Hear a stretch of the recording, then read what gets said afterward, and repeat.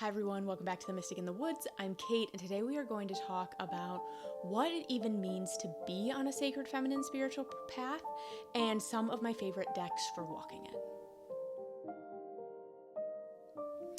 Now, this of course is not going to be an exhaustive list because what it means to be on a sacred feminine path is different for everybody. And as far as the decks are concerned, I really tried to limit myself here. So there's a lot more decks in my collection that I think are beautiful for connecting with the sacred feminine, and maybe we'll do like a separate deck video for that.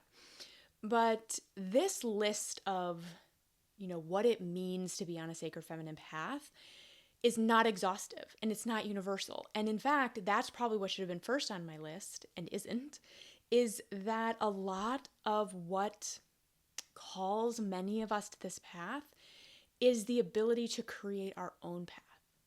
The ability to walk something that is unique and authentic for us, to not be bound by dogma and rules and structure written by somebody else unless we want to, unless it feels authentic for us.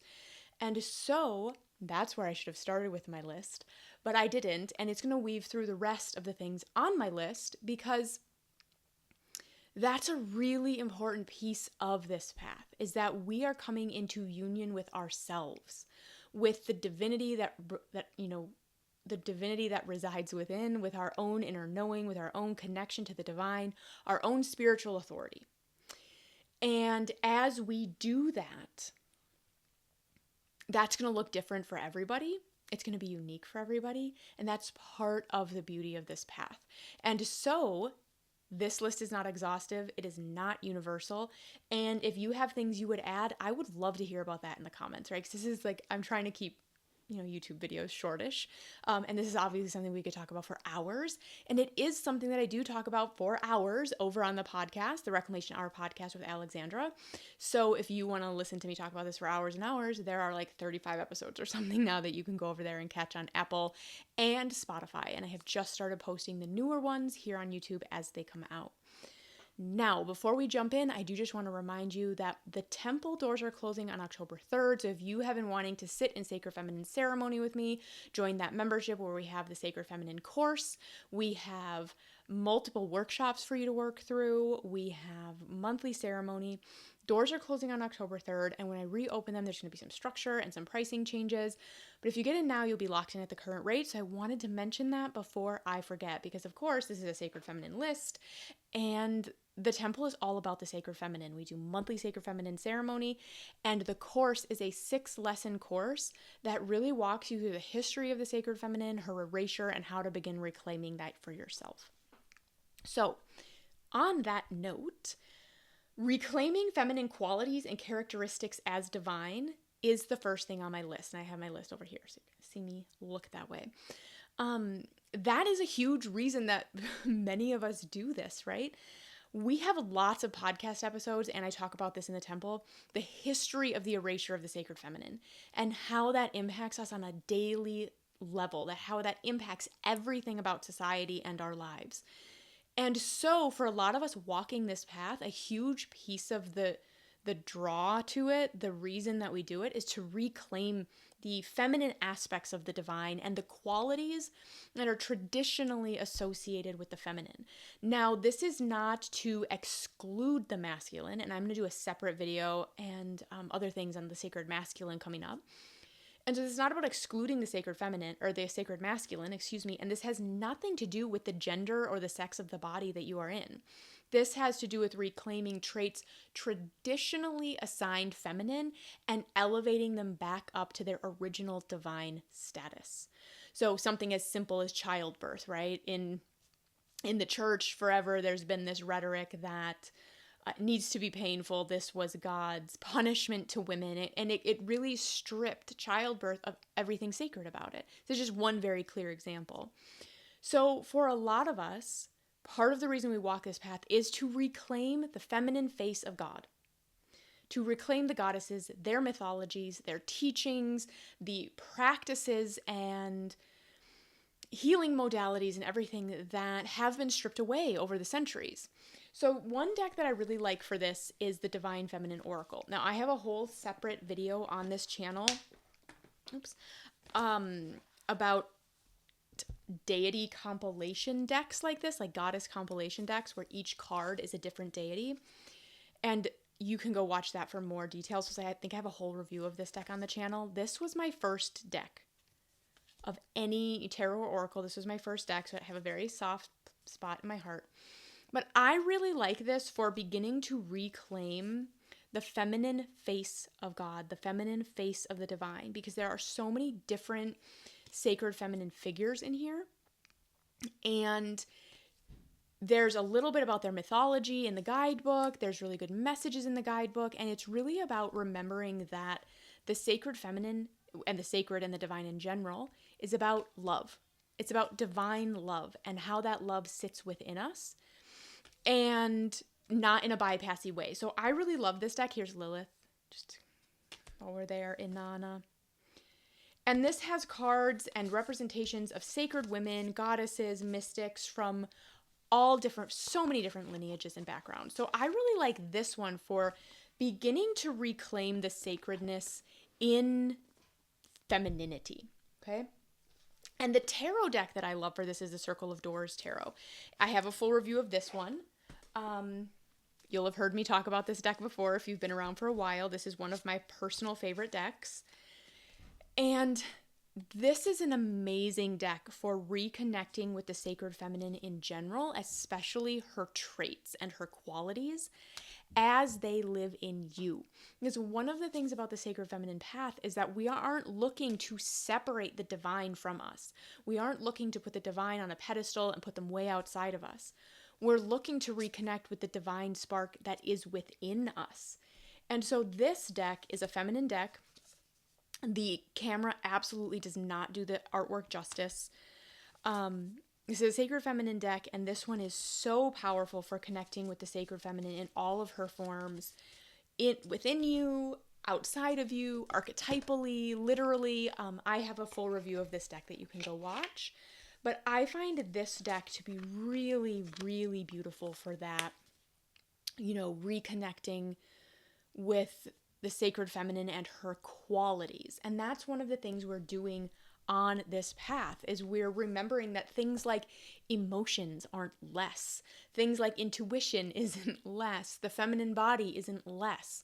That's a huge piece of this path for a lot of us, and these two decks can be really, really beautiful for that. Now, pretty much all the decks on this list can be used for all the things that I'm going to talk about, but I separated them out so that we'd have a little bit of a structure to our discussion.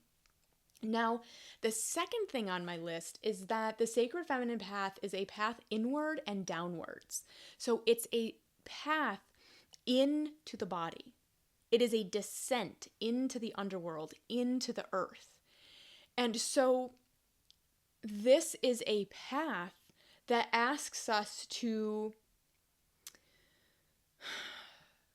really be doing the shadow work, to lay down the patterns and the beliefs that aren't ours, the wounding that was never ours to carry, that we hold epigenetically, that we hold from past lives, that we hold from living in this patriarchal society. And really learning to set that down at the feet of the goddess so that we can walk with more authenticity. And it's a path about coming home to our bodies and healing our relationship to our body. It's about finding divinity and finding our intuition and finding our communion with the gods inwards by getting more and more embodied. And this leads me straight into the second one, or the next one on the list, so we'll talk about all these decks at once, is to then see the mundane as divine. So on the sacred feminine path, it differs from masculine spiritualities like modern day patriarchal religions, but even things like Buddhism, for example, are very often, not always, and also I'm not an expert on Buddhism, but there is, generally speaking, an emphasis on kind of transcending out of the body. There's a lot of very still, quiet meditation or prayer. Of course, within Christianity, we've learned a lot about how this realm is not divine, this realm is less, we are sinful, the body is sinful, all of these things, right? And that there's a hierarchy in the world, that, this plane is the lowest, and then we have like the angels, and then we have God. And the sacred feminine path is really about descending into the body, into the earth, and reconnecting to the divinity that is here. It's very much like the tree of life and that quote by Carl Jung about how a tree can only reach for the heavens as far as its roots descend into hell. The sacred feminine path is really about descending. It's about healing our relationship with our bodies, healing our relationship with the earth, and remembering that the divine is here.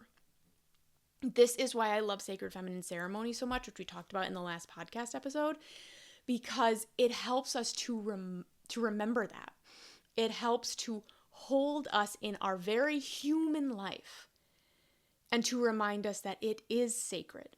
And then from that place, the sacred feminine path asks us to remember.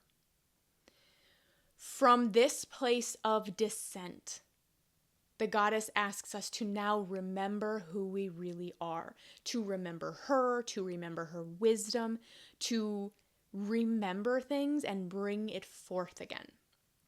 So the sacred feminine path is really about this descent and this remembrance and bringing the divinity back into the mundane. So a few decks that I really, really like for this are, first of all, for the descent piece, when we're talking about sacred feminine, this is the Lantern Oracle, and this is a great shadow work deck in general, but it's very sacred feminine focused.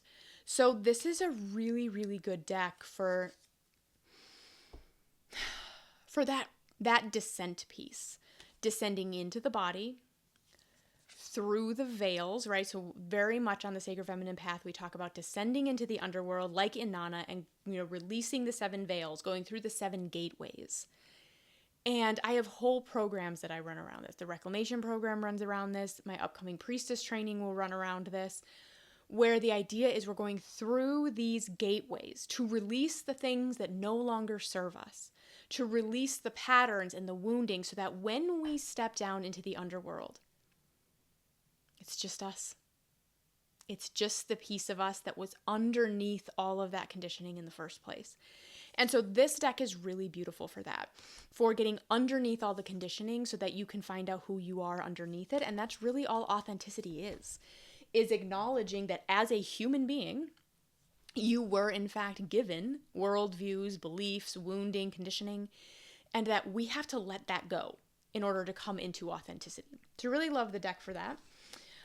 For descent and magical into the mundane, I also really love the Magical Botanical Oracle. I talk about this deck all the time on the channel as well. This is how the underworld feels to me when we're talking about descending into the underworld, working with underworld guides, doing shadow work. This is my favorite deck for this. This is how it feels to me. It's dark, it's honest, it's also loving, and it holds you. And because the message is, right, it's around plants, it again helps to weave you into the sacred web of this world, of this planet, this realm. Instead of trying to escape out of it, we want to sink further in. So this deck is beautiful for that. And I had another one here. Here we go. This is the one I wanted to talk about, the Moon deck. Now, if you haven't heard me, if you've been here, you've heard me talk about this deck. This is another deck that I've had forever. I really love. I don't use enough. But this is another beautiful one for sinking into the body and into the earth and into the human experience and reclaiming the divinity that lies within that. So this is an excellent deck for that. And then the one other one, actually, we'll talk about that when we get to this next one. So there are 2 more things on the list. And the next one I want to talk about is that the Sacred Feminine really asks us to hold duality.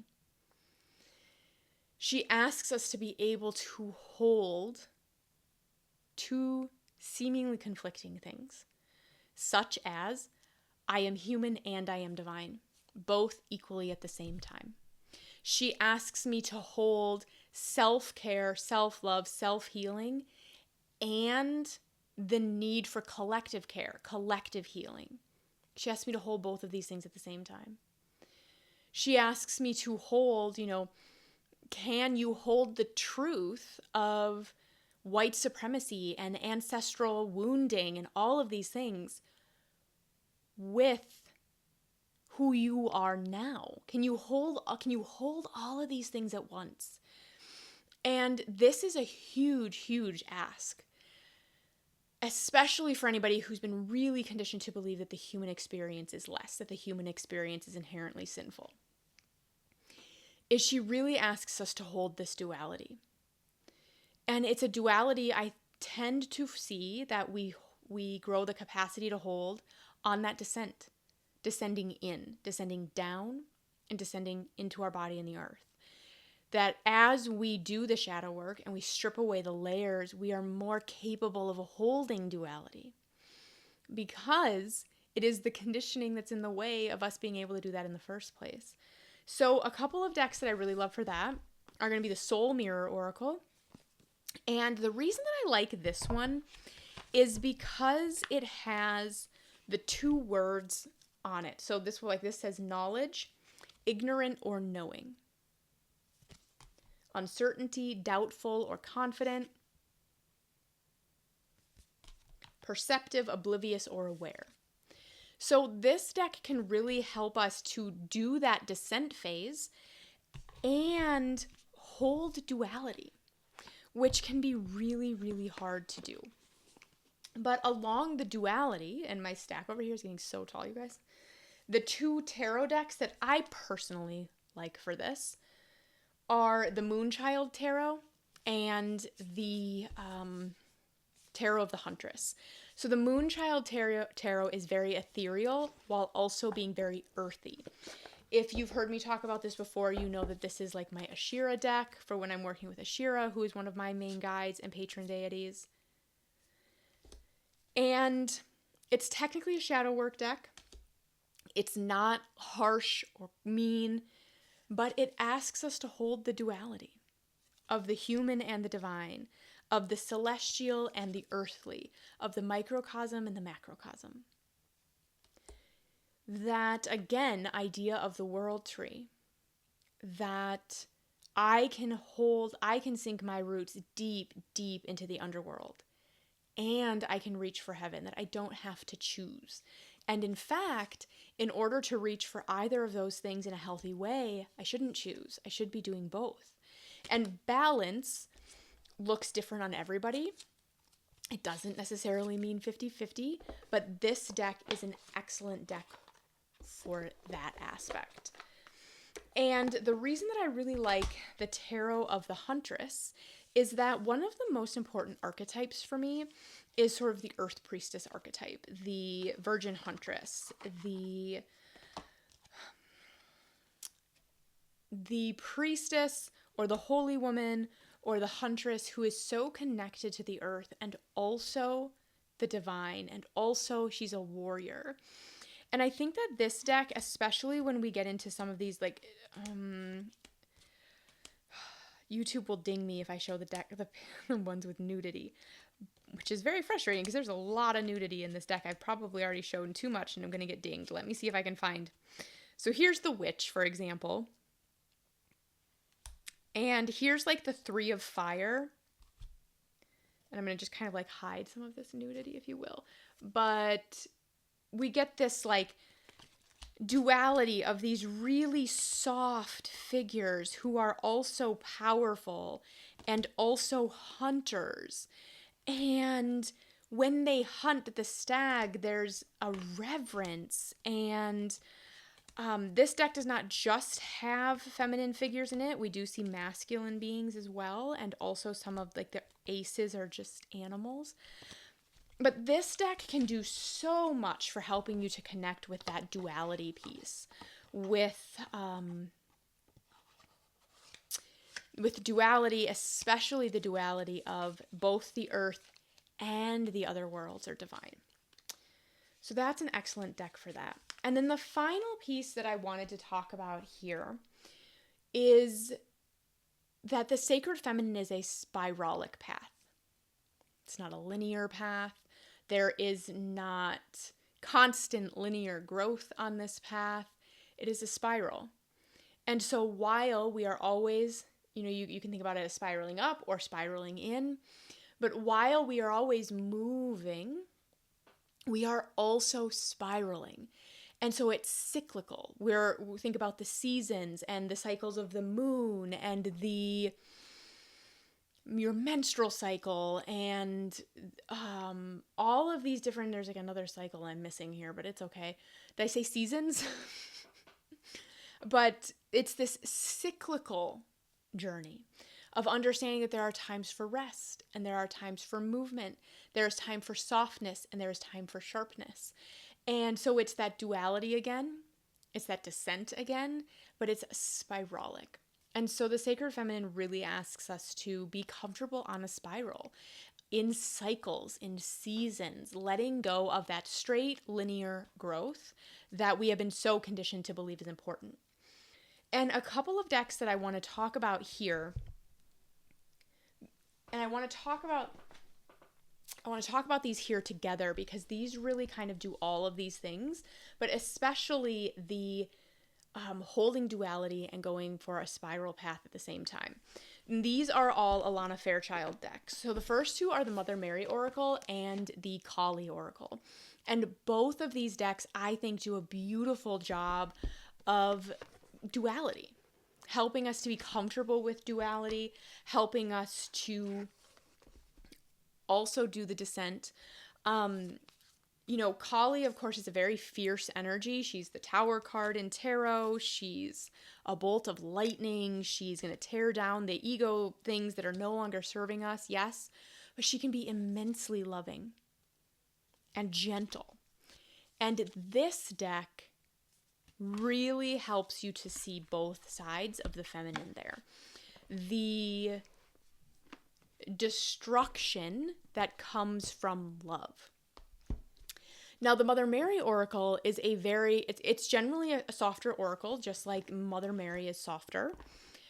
But the guidebook will really pack a punch as well. And really, again, help you to see that duality, that spiral, that descent in a really loving way.